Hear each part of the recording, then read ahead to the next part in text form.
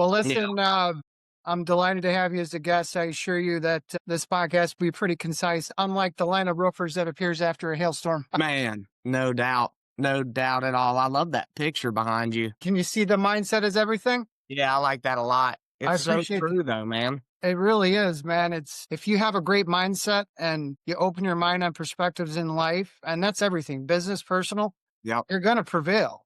I A mean, hundred it percent. just it comes with the territory of having that mindset.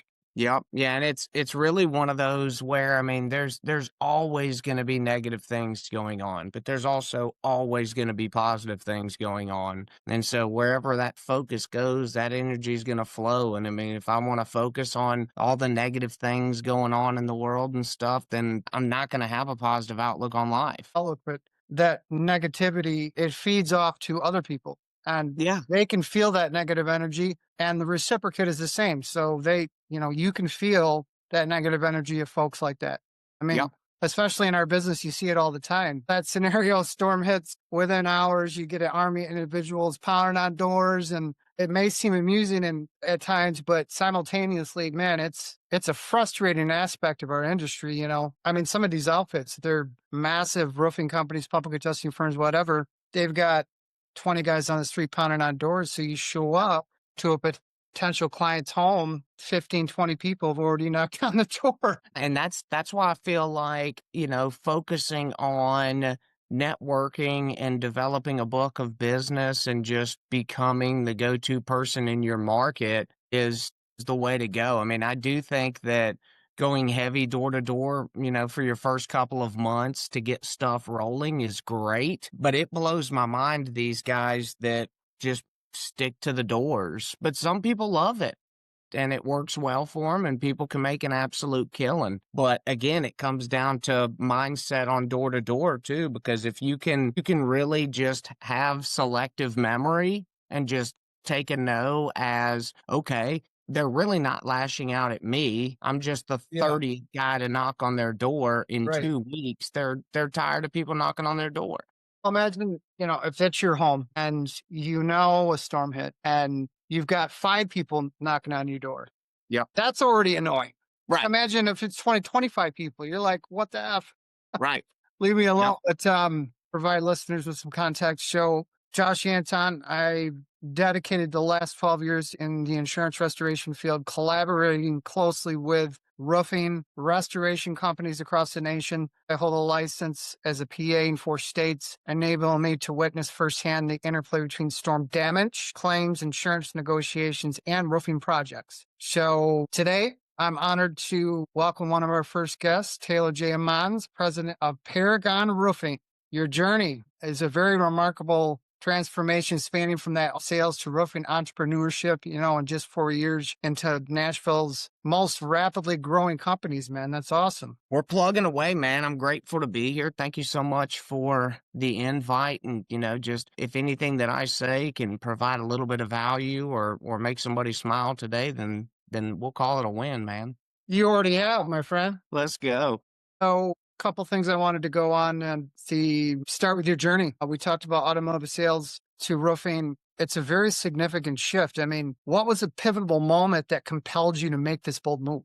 Man, I really figured I would be a car guy for the rest of my life. I mean, the automotive business is very similar to the roofing industry as far as when people get into it and they start having some success in it, they're pretty plugged into it. They're kind of tied in and then they end up, moving up to a management position and then potentially running a dealership one day, or they may just stay as a sales rep. One of the things that was very concerning to me was the amount of men that I was meeting in the automotive industry that were on their second, third, fourth marriages. They were always, pretty much chained to the desk, 6 days a week.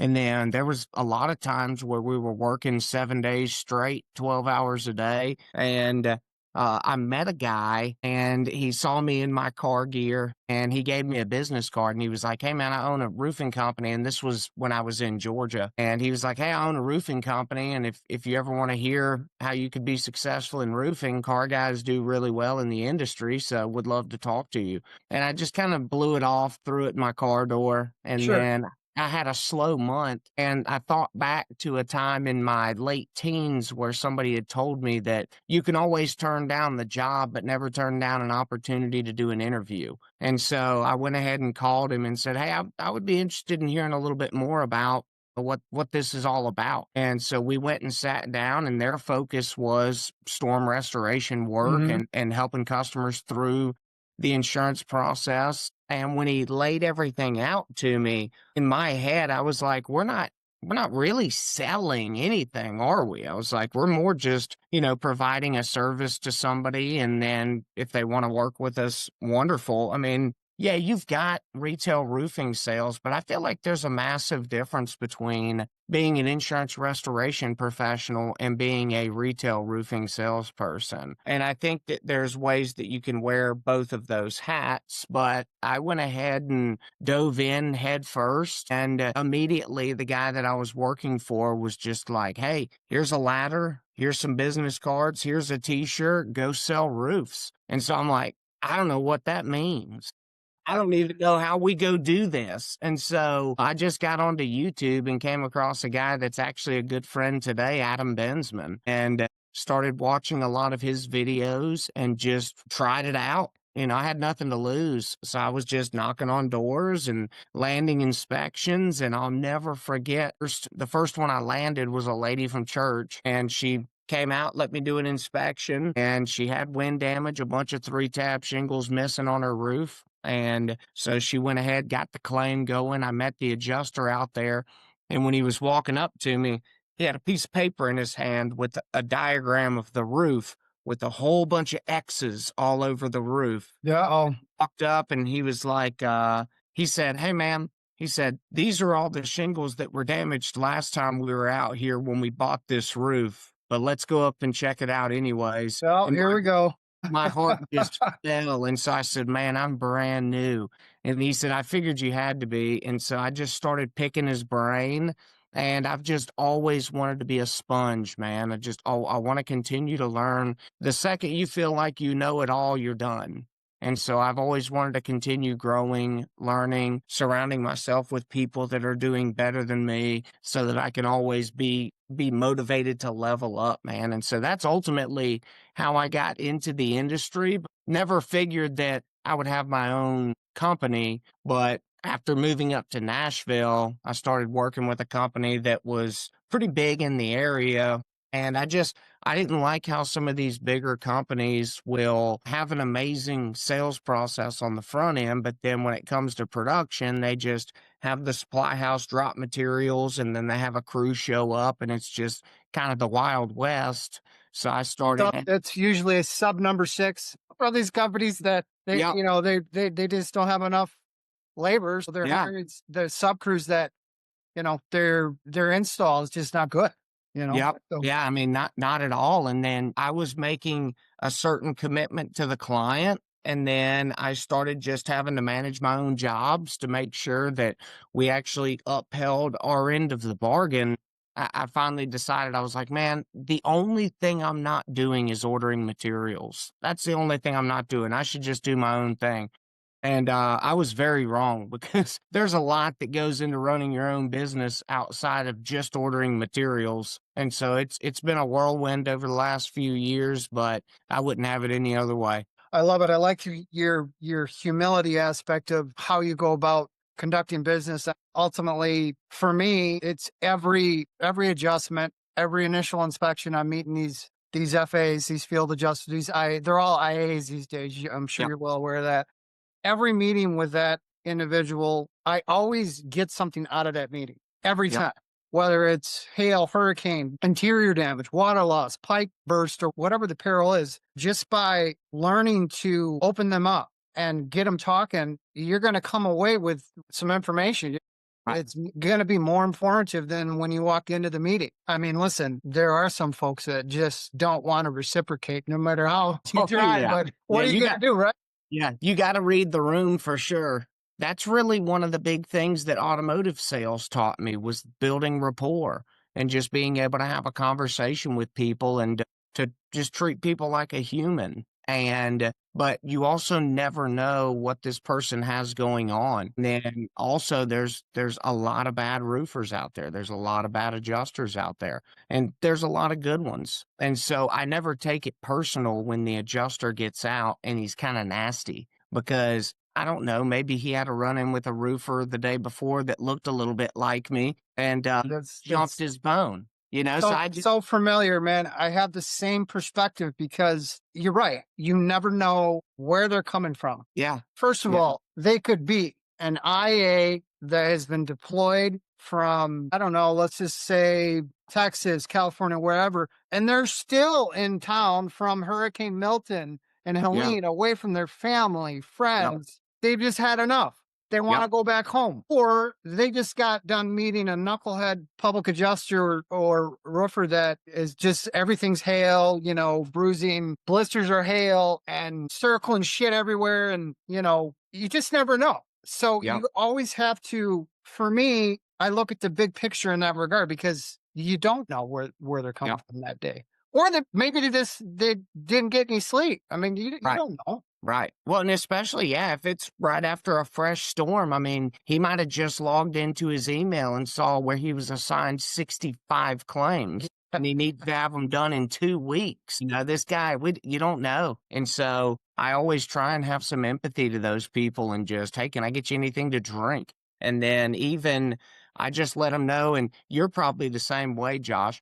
I make sure that the way that I do my inspections and I document the losses for the homeowner, I really don't care what that adjuster finds or doesn't find, because I know that my file is put together well enough and my homeowner is educated well enough that regardless of what that adjuster says, my homeowner knows that we've still got a route that we can take. They can still submit my report in and say, hey, my contractor got a picture of the adjuster getting on and off the roof. He was only up there 5 minutes. I don't feel like we got a fair inspection. Here's my contractor's report. Would you rather use my contractor's report to make a coverage decision, or would you rather send somebody else out that's going to give us a fair inspection? Yeah. And you're very rarely going to get a carrier that gives pushback if you've got it documented that well. But when these guys are going out taking 10 or 15 photos and telling the homeowner, you've got hail damage, let's call it in real quick, and they're not really claiming anything specific. They're No. just calling in and saying, I've got storm damage. And then they get mad when the adjusters come out and they're going by some Hague standard. I mean, they're not doing their client any service. It's a And so disservice to the policyholder at the end of the day. big time. Big time. I feel like, because I went through and got my license as a public adjuster in Tennessee, and I really don't even use it. But I wanted to know both sides. I wanted to, what is my lane? What is a policy really supposed to pay for? And Sure. so, we're starting to see a lot more insurance policies that are endorsing out, things like matching or obsolescence. So if these ACV, contractors, yeah, ACV ACV roof policy. endorsements, 3 to 5% Yep. deductibles. I mean, look, Texas, there is no hurricane deduct. It's wind and hail. That's Yep. it. Wind and hail, 3%, 5%, 10% I'm seeing. Yep. Now, the exclusionary language with respect to how these policies are written right now is just getting out of control. I mean, Yeah. it's leaving the policyholder. It's almost impossible for them for the carrier to open coverage. And if they do, there's so many exclusions on the policy that the settlement's going to be nothing. And in Yep. that case, you can't really do anything about that. Right. It is what it is. The game's changing. Yeah. Yeah, for sure. Unfortunate. Yeah.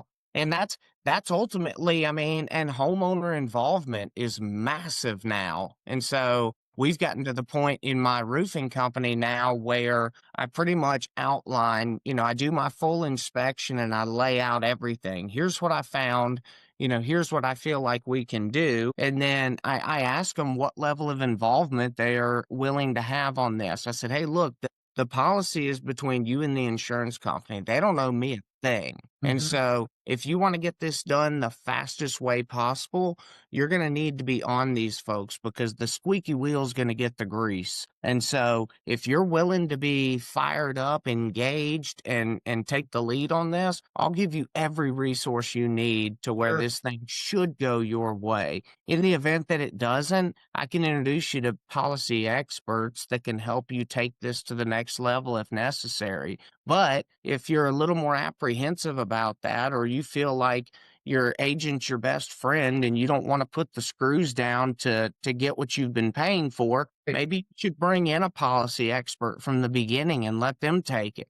And you just step back. If public adjusters aren't legal in your state, maybe you go straight to an attorney. But homeowners have a lot more. I've seen it over the years, but it's getting more of a commonality with respect to these initial inspections, these adjustments. These carriers are sending out roofing companies, local approved vendors through the carrier to perform that initial inspection, representing the carrier in replacement of that. Sometimes it's, that it's sequentially can be different, but you see that commonality. So, I mean, that's as a roofing company, I mean, I totally get what you're saying. So it's like everything, I can definitely share your perspective there on that. So, Yeah, yeah, absolutely. And then again, it's all about letting your homeowner know that those things could happen because if you know that there's a potential that the insurance company could have a local contractor go out there.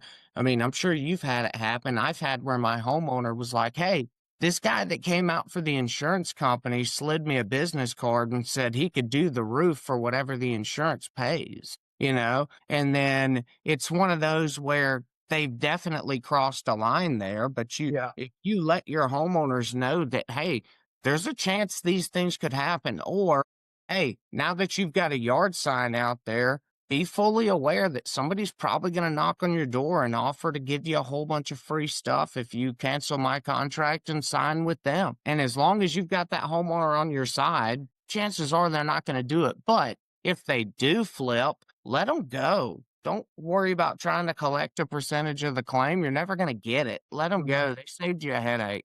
My God, that is just that's getting out of hand, bro. I'm gonna get into that in a bit to elaborate on that actually.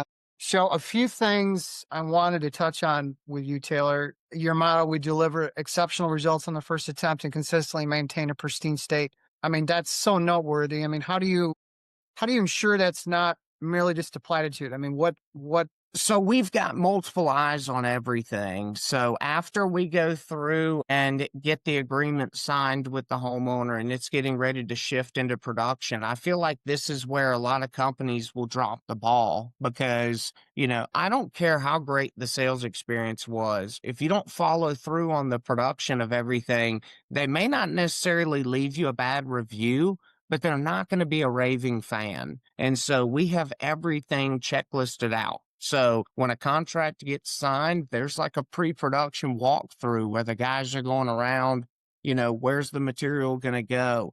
Let's take pictures of any pre-existing damages so we don't get blamed for sure. anything. Let's share those things with the homeowner. Let's walk the homeowner through what the build day is going to look like. And then let's make sure that actually happens. And then, God forbid, if something does get damaged, be the one that brings it to the homeowner's attention.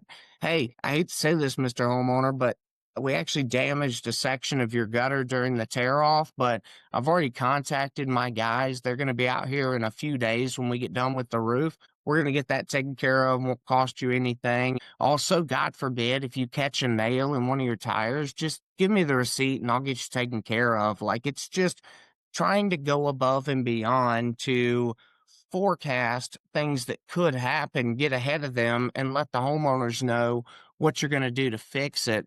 And then on the back end, doing a really nice walkthrough with them, making sure that they're happy, and then using that time to ask for referrals, ask if they know their neighbors. And then I even like being able to have like a little $10 Starbucks card with you. Hey, if you know some of your neighbors that you could introduce me to, I ultimately want to make sure that one of these fly by night companies doesn't come in and take advantage of them. if you introduce me to a couple of them, I'll give you some of these Starbucks gift cards and we can go on about our day. I mean, just again, getting creative, handwritten thank you cards to the neighbors. Sorry we were in your way. If you need anything, we're here. The little stuff that separates you. That's very impressive. I mean, we need more companies like yours, man. Because believe me, there's a shortage of that. And Just neglect everywhere. Let's just say we got an architectural, it was a full roof replacement. The decking was rotted out. It was an old yep, 20-year-old free tab. So half the decking was replaced. You can see how the nails are not installed correctly. You can see it just looks like a mess. yep, So, of course, the hurricane that just came through is going to mess up the roof. I right. mean, it wasn't even sealed properly. You know what I mean? Yeah. It's like, so it can be frustrating, man. In addition to that, everything that you just stated, of course, that was all neglected. There was no transparency with respect to no warranty was there. I mean, it's Yep. just like, The man, taillight warranty. what's that? They call it a taillight warranty. Yeah. As long as you can see the taillights, they'll cover it. But once they're out of sight, it's over with. That's it. Yeah, it's interesting. I saw your podcast, the Big Fish Cares podcast. Very inspiring, man.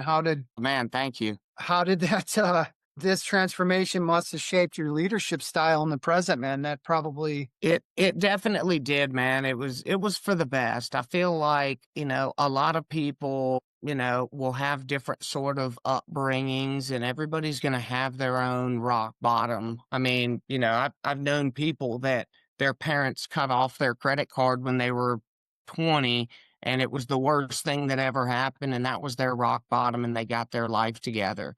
And then I've known people that ended up dying from drug overdoses because they hit their rock bottom and it was death. I mean, so it's all over the place, but we're all going to have our own rock bottom where we decide, you know what? Enough is enough and I have to make a decision. And that's the biggest thing is when you do make that decision, you have to commit to that and move in that direction. And then the biggest thing is allow time to lapse because a lot of times we'll want to make these immediate transitions and then we're frustrated when we're not the version of ourselves we want to be. greatest version of yourself can be tricky to get to.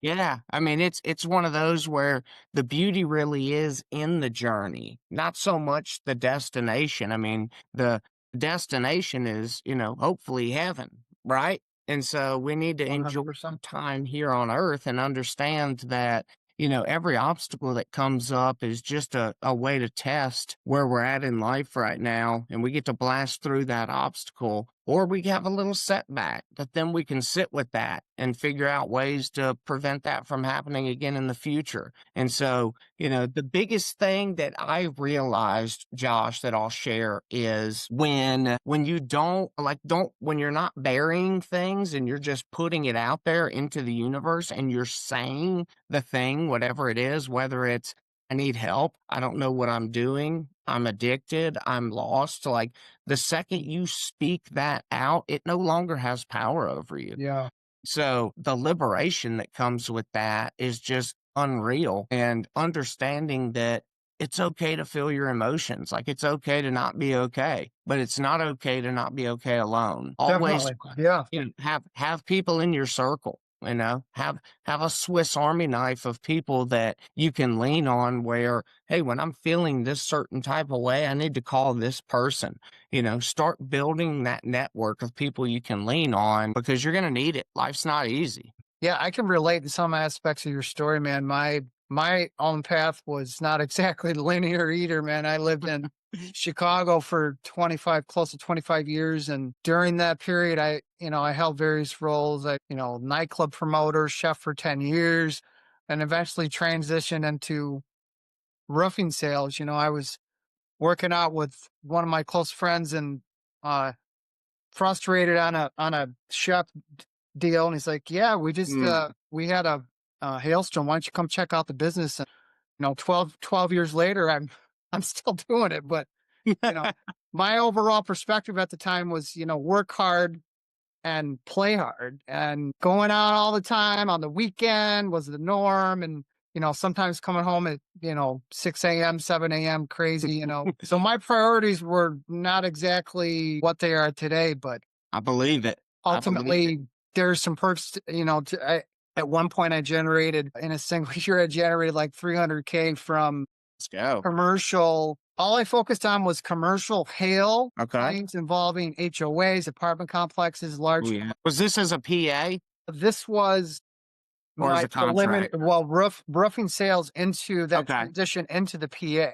Nice. So what came out of that was learning the new business. And I thought, you know what? These commercial roofs and these projects are a great way to sign a few and make just as much money by in comparison to signing 25 residentials. Right. Like, well, how do I dig deeper on this? So over time, I figured out a way to so how do I really prevail in these adjustments? So I did extensive research and figured out, how to, like, during adjustments, I would show up at these adjustments and perform a core test. Mm, And I'd peel back the cap sheet on multiple areas on these mod bits, TPOs, burrs, built up roofing systems, yep. and look for those star-like fractures underneath the cap sheet. And these adjusters would be like, damn, they weren't expecting a I PA to be pulling out that kind of stuff. So what I'm getting at point being is, it's, you only learn by experience, man. If you just go into it in a closed-minded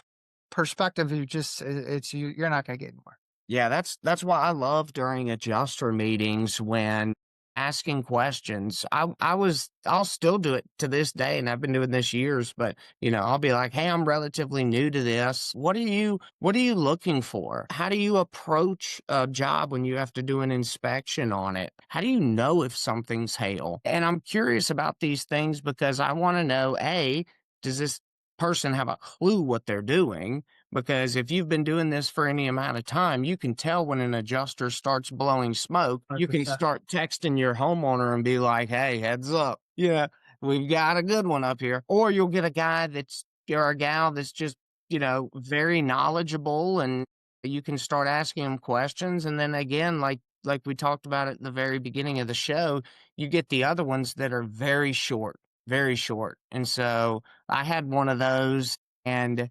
the roof was blasted. It was a second inspection. We'd already had a desaturation test done on it that confirmed that there were fractures to the mat. And so we knew that if it went legal, it was getting approved. Right. Sure. And so the adjuster got out of the car, and the first 15 minutes he was there, he was talking about all the reasons that he probably wasn't going to be buying the roof. And I just looked at the homeowner in front of the adjuster because I was a little irritated. And I said, "Hey, man, I'm not really concerned with what he says. Based on the reports we have, if you ended up going a legal route, I think it would go your way."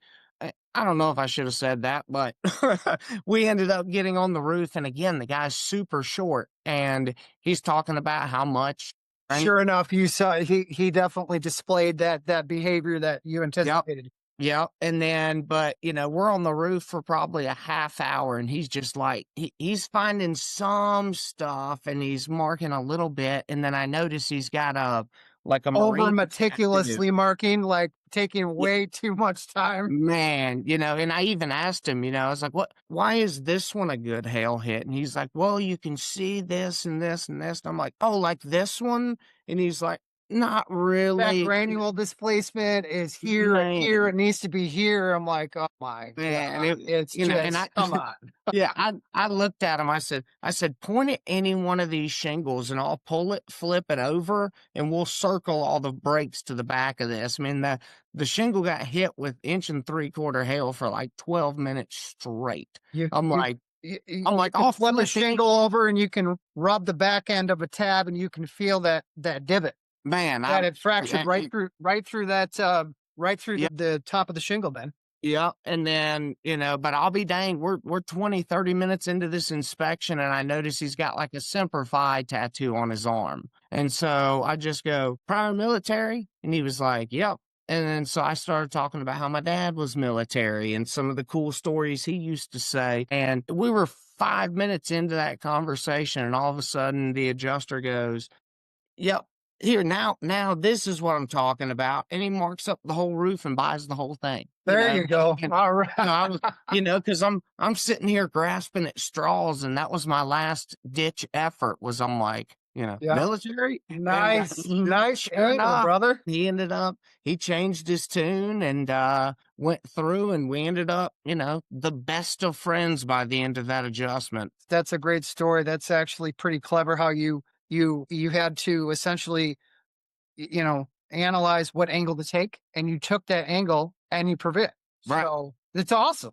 Right. Well, it's People even don't do that, because man. I mean, I they do, but I it's I'd probably casted 5 or 6 different times, and he didn't bite on anything. no, I'm trying all the shots, and then, the last cast, I ended up hooking him. I love it, man. Such a great story. So that nice mix, that compelling presence of 1.5 to 2 inch hail, 10 to 15 minute duration, Yeah. um, uh, with wind conditions, and you see that the spatter marks are visible. So State Farm can't deny the damn claim. That window to sign deals and get in front of that homeowner, get in front of that policy holder it's so short. So Yep. within hours, you get these major companies are dispatching the armies of teams, pounding on doors, and sometimes leaving us left with nothing.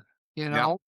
I'm sure. I mean, it's probably not like that with you anymore. Maybe it is, but it's your referrals and your reviews. I mean, people come to you, but I'm sure you can relate in some aspect. Oh, yeah. Yeah, and that's what, I'll leave this nugget for your audience, but excuse me, as you're starting to build some rapport, over your career, and you meet a couple of neighbors inside of a neighborhood that you want to work in, Yeah, when that neighborhood gets affected, you should be sending those clients that you have a relationship with a message and be like, "Hey, look, your neighborhood is getting ready to be bombarded with roofers. Do me a favor, throw my business card on your neighborhood Facebook page and let people know that they can go ahead and book with me. I'm going to be out there looking at your roof, tomorrow or whatever. And then I've got a few other neighbors that I'm going to hit. But while I'm down there, I'll spend a week or two and help everybody out I can. But if they want to work with a reputable contractor." yeah, man. In Florida, you have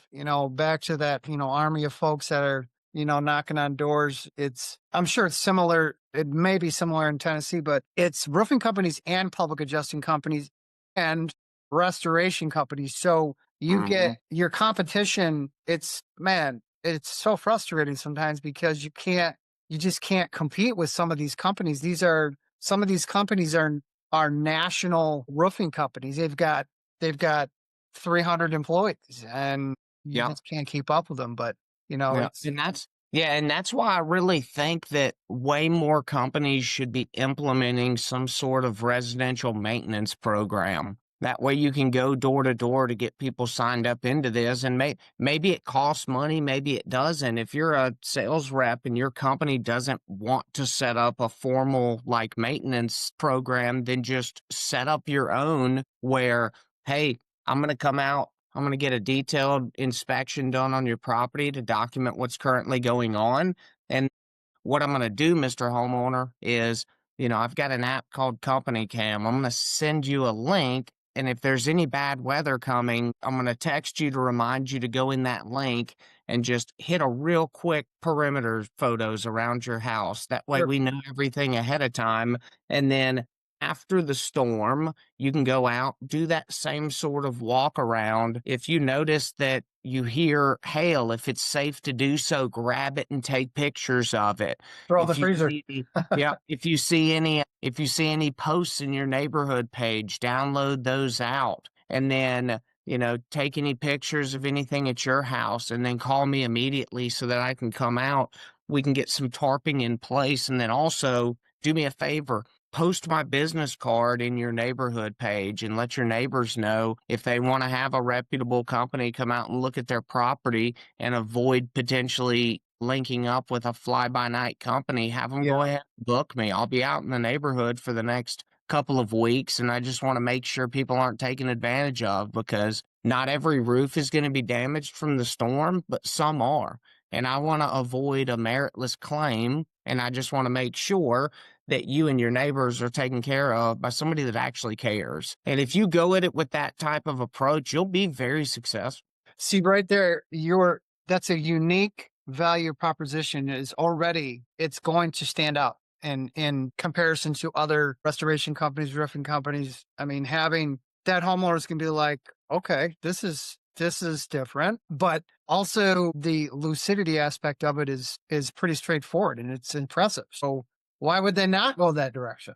Right. If they don't want to go that route, especially if you do something like that and you're not charging for it, because I think, a regular roofing sales rep can go through and just begin to get a funds file together, a follow up next storm, where you just go out and, door knock. And then another great strategy that I like to use in a storm type of environment is if I go out, Josh, and you call me and we've been working together for a couple years and you call me, you're like, Taylor, I think this storm might have been the one. We got hail last night. Come check it out. So I go out there and I say, hey, Josh, did you happen to get any pictures or anything of the hail? And you're like, man, I completely forgot. I was sheltered in place. We had a tornado warning. I wasn't going out there. Hey, no worries at all. I'm going to go talk to your neighbors and find out if any of them did, because if I can get a witness testimony to help with your claim, that could potentially go a long ways. And then go knock on those neighbors' doors and be like, hey, I am not here for you. I'm helping out Josh next door. And unfortunately, I think his roof was affected by the hail last night. And I was wondering, did you get any photos or videos of that? Because I'm looking for some sort of witness documentation, or even if you would mind writing something saying, hey, yeah, a storm came through here last night. It would really help Josh out. And then you can always do the whole turn around and be like, have you had anybody check yours out yet? And segue it into there. Or That you that's could just not and be like, hey, here's my card. If you need anything, give me a call. But I think Jim Johnson might have been the one that does that, where you're doing the turnaround to walk away and you're like, oh yeah, have you had anybody look at yours yet from the store? I always like it. Just again, being creative and thinking outside of the box. Try and think of what everybody else is doing and then just do it a little different. tweak it and Just a tweak little it bit. just a Doesn't have bit. to be a lot. You're not reinventing the wheel. It's not rocket science I mean, fundamentally, it's sales. How you Yep. present a potential opportunity. We're providing a service, it's just be creative. Don't Yeah. overthink it, Right. And again, every adjustment, every inspection I go to, every homeowner I talk to, every policyholder I talk to, you always get something out of it Yeah. every time. Yeah. Taylor, I wanted to get into, we talked about meticulous documentation, fair negotiations. We definitely talked about all those unscrupulous entities filing claims outside the storm's path. That's it. Consequently, carriers denying claims, and homeowners with unresolved issues and inadequate support all the And time. What opportunities do you find most promising for Paragon in the next 12 to 24 months? I would say, because one of the things that I'm currently working on is taking my processes and the way that I do things and getting them documented, written down, because I've went through and hired a couple of times and have found out the importance of really having formal systems written down in a video training format or in some sort of training format, to where there's a procedure when people come in. There's steps of growth that your reps go through when they come on board. And so I'm really excited to be able to start bringing on more people, but also being able to provide more training for other contractors, because I've really ramped up my social media content. It's been some funny stuff, but then also some educational stuff. And I'm really passionate about being able to help show contractors as well as public adjusters, different ways to do things and different things that work well for me, and ways that you can go out and generate a six-figure income every year, Sure. whether there's a storm or not. And so a lot of these people are so dependent on a storm because they have no real proven way to build a network and become that guy. And you want to make sure that you don't need a storm for your income to be consistent. You may want a storm so that you can make twice the money that year, but you want to make sure you can still support your family whether there's a storm or not. And there's always roof maintenance needed. There's always other projects people need to have done around their house. And then, God forbid, if things get really bad, start cleaning gutters. It's It's interesting you mentioned Adam Bensman. His content is it's amazing. I mean, Killer. the guys, some of the stuff that he posts is just like, why didn't I post that? Why I didn't think of this 10 years ago, man? I'd have 5 million followers. But he would say roofing sales is personal development in disguise, right? I love it. It's so true. Public adjusting for me, it's still essentially we're providing a service. So it's sales. Yep. Fundamentally, you just get better. It's personal development. It's awesome. Yep. Yeah, I mean, and it's one of those where if you're not growing, you're dying. And so you have to continue to level up. You have to goal set. You have to, set targets because what gets measured gets managed. So if you're actually Mhm. tracking your performance, I don't if your company does or does not track your KPIs, you should be. Are you converting? How are you measuring your performance? Are Right. you improving? That can be in your faith, in your family, in your fitness, in your finances. It Sure. doesn't matter. If you're not tracking what you're doing, then you're just winging life and you're not going to feel as fulfilled. You're not going to feel like you have as much purpose as, I'm going to have, 5 minutes every morning of intentional time in the Bible, and then I'm going to leave my wife a handwritten note, and then I'm going to go for a walk, and then I'm going to knock 20 doors today, and if that's kind of your plan each week and you're tracking that and you're hitting those things and you can continuously increase those, apply some pressure on yourself, make yourself better and continue to level up. But the old saying that you want to set goals where who you become by achieving the goal is more powerful than actually achieving the goal that you set. I like it. Very nice, man. This is great insights, man. This is on some of your posts. I figured we'll be talking for a while and we'd get along. We'd hit it off right away, and we definitely are. Well, that's it. It blows my mind when you get on these podcasts, man, because an hour will go by so Just like that. fast when you're vibing. So, we talked about your dual role, public adjuster, roofing. Primary challenges you're currently facing: lead gen, labor shortages, rising material costs. Sure, complexity sure is part of it, but customer acquisition is widely recognized as an expensive endeavor in its own right.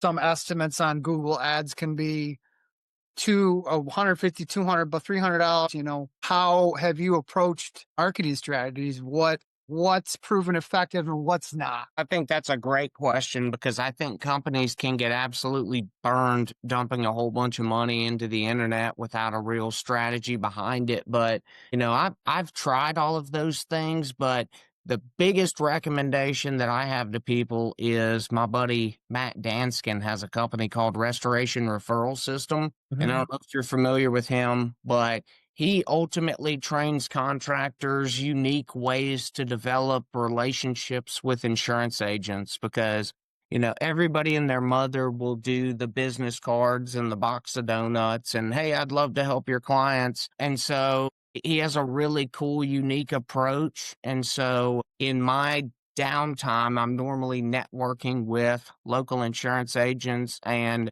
asking homeowners, when I meet them, hey, do you know who your agent is? And what do you think about them? Because if they rant and rave about their agent, then great. Maybe I want to meet this person. But if they don't know who they are or they're not a big fan of them, then now you have an opportunity to refer them to one of your agents and then continue to cycle that way. And so if guys spend, their morning times doing networking meetings, meeting insurance agents and promoting their business that way, and then go knock doors in the afternoon for their first 90-ish days or so, then you're going to start getting some leads that are going to come in. And then you just need to ultimately scale that out inside of your organization and train it to your other people because you can keep marketing expenses relatively low if you just teach people how to build relationships. And that's the biggest thing that we do. Very nice. Fundamentals are huge, man. Man, Telling you, yeah, it's few and far between these days, and right. other things. Are you guys with lead gen, labor sort? Like I mentioned, we jumped topics, but lead generation, labor shortages, rising material costs. Are you Are you Yeah, experiencing any of those pain points right now? I would say the worst one for us is finding quality labor, because earlier this year, for the last couple of years, we primarily focused on roofing and gutter work, and then we started bringing on some other exterior trades, and then we've got some paint and drywall guys because a lot of wind damage claims may be associated with some interior water damage that we need to go in and freshen up because we might be able to get O&P, and might be able to continue to help the customer out. They want a one-stop shop, but You want to get that 10 and 10 on that estimate, brother. see, I'm telling you. But finding quality, because ultimately that was the reason I left the company I was at, because I refused to put my name on just crap workmanship. And so it's very frustrating because I know that there's a lot of companies out there that their clients are just a number. I don't care what they say. The customer is important. And if they're over here just turning and burning, their reviews and stuff will reflect that. But that's the biggest thing that we've struggled with. Lead gen, not so much, but definitely just finding quality contractors that care, that'll represent your brand the way that you want your brand represented. And I think it all just comes down to setting proper expectations and then checking behind what they're doing or having a project manager on site. Sure. Yeah. No, that's huge. You guys, Paragon Roofing, you guys have, I'm sure you've embraced the technology port right now. I saw that you guys are using some drones and digital documentation. That company cam is pretty common. I've got a GC in the Houston area that I'm working with, and they're using it and doing inspections for them because I can only be to Texas. It's a hike for me. I'm all the way here Right. in campus, so my GC out there does my roof inspection, digital documentation and then modern software, maintaining a customer centric approach. How do you balance efficiency with this type of service? Have you thought about expanding into solar or smart roofing systems? Not really. Definitely just staying in my lane on asphalt shingle products. We'll Yeah, probably get into more metal roofing systems. I enjoy working with those, flat roofing, commercial roofing, and things like that. But yeah, I've always been a fan of asphalt shingles. It's really what I know, and it's kind of my bread and butter. And sure. it never fails that the second I start trying to branch out into other trades or something, then we start to decline in these other areas. So I think just staying head down and focusing on what we're great at is where I want to stay full steam ahead. And that's actually a great perspective because you see more often than not, it's a GC that takes on all those trades. Roofing, siding, gutters, interior, the whole 9 yards. And so at the end of the day, again, it's a disinterest for it's not good for the homeowner because there's just too many subs involved and too many trades. So it's okay, GCs that have each trade mastered. That's Hmm. going to be few and far between. Sure, there are GCs out there that can do this, but Right. for the typical big city, that's not the case, man. No, and I mean, and that's actually what we're currently working on is just putting together a vendor list of people we have worked with in the past. And then if we go out and they have multiple trades on their scope, then it's like, hey, great news, Mr. Customer. It looks like the insurance company also paid for some personal property with your outdoor furniture. They paid for some window screens. They actually paid for this one window because it's got a little chip in the vinyl. But, what a lot of our clients will do is they'll actually use that money to cover some of their out of pocket expenses, which is completely legal. You just can't reclaim those in the future. But if you wanted to get those trades done, I'm sure that the insurance company hasn't paid enough, but I've got a vendor list that I'm happy to provide to you. And then we can come in, absolutely knock the roofing and gutters out of the park for you. But if Mhm. you wanted me to do all of these trades, you wouldn't be very happy with me because I can make your life heaven on the roofing and gutters. But the second you get me trying to facilitate your window job, whatever it is, fill in the blank. I'm gonna fumble the ball. I know what I'm good at, and I want to make sure you're happy. And so here's some guys I've worked with in the past. If you want to reach out to them, or if you just want to use that to offset your 5% deductible now, then we can do that as well. And that's 100%, and that's I will always say to my clients, our number's going to come in at a way is much higher, of course, Yep. than the insurance company to give us leverage to negotiate. Sometimes when that proof of loss goes to the client, to the policyholder, and they see that number, they're like, "Well, why is it so high?" And I just simply explain it to them, and like, "Okay, now that makes sense." But I mean, at the end of the day, and also, you're opening doors and building those relationships with those siding contractors and interior people. You're building those relationships. It's only going to expand your network, and you're transparent with your customers, with your clients. I mean, this is our bread and butter. This is what we're best at. However, I can recommend these individuals. That's awesome. Yep. Instead of just trying to do it all.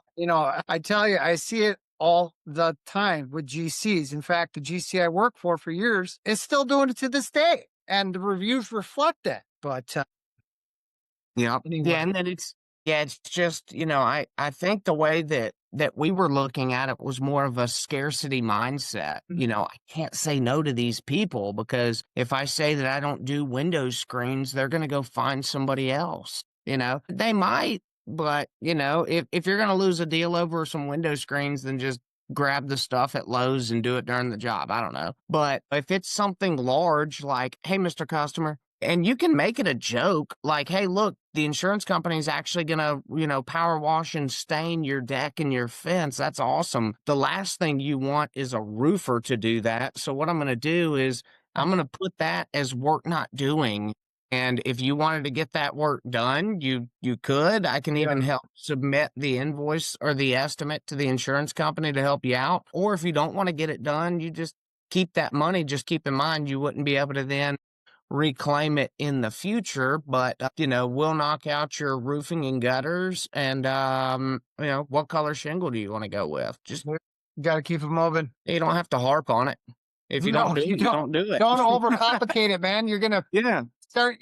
you present too many opportunities to the homeowner. You're gonna confuse the shit out of them, and then we're like, okay, well, what Don't create direction objections. what's that? I said, don't create objections that aren't even No, there. you don't want to do that. Believe me, I learned by mistakes because that's nobody taught me anything. I had to figure all this out. So Yep. I would do that all the time. Like, okay, now this makes a little bit more sense after, a few hundred adjustments and meeting homeowners and whatnot. You learn. Yeah. Yeah. I know that. I know that all too well. So a couple other things, and I'm sure you're busy, so I don't want to keep you all morning. Your insights have been invaluable, man, and the Thank you. accomplishments. I've really enjoyed it. Thank you. And you've achieved a Paragon Roofing in just 4 years. That's remarkable, brother. I mean, that's your perspective is, a roofer and a project administrator is very unique. So congrats to that. Thank you. Thank you. You've raised some intriguing points. Talk about being creative as, creative ways to network with roofing companies and other public adjusters and other restoration companies in my industry being in Florida. And I figured, why not launch a podcast? And in doing this, I found this AI automation company, and basically I'm assisting roofing and restoration companies optimizing operations, minimizing wasting time, and increasing revenue. So this is the simple core of this new business venture that I'm launching here. And I refer to it as a continuum of growth overview, which it's essentially a customized snapshot of how these tools could be specifically applied to for you, Paragon Roofing. And, I try not to keep it more of not a sales pitch, but more of like a thought-provoking exploration of potential applications. Yeah. I mean, AI is everywhere. It's everywhere. It's a matter of time before every company on the planet is going to implement it, right? Oh, yeah. And there's so many businesses that don't know how to do it, don't know how to initiate it. And we're essentially that bridge to make that happen. So I would like to set up a time with you sometime next week or whenever you're free, couple weeks, and talk about a little bit more details about Paragon Roofing and how I could potentially help you. Or if you're not interested at all, I get it. That's fine. But we could even talk more about what happened in the last couple of weeks of the story. Right. No doubt. If you're open to that, brother, I would love to meet with you another time. Yeah, I think that would be cool. All right, my friend Taylor, I appreciate your time today, and Absolutely, man. I this enjoyed it. this was great. And I look forward to connecting with you again. You have yourself a great week, I will, brother. and stay out there and produce more companies like you. We need more companies like you out there. I appreciate it, dude. All right, Talk to brother. you. Talk soon. Thank you.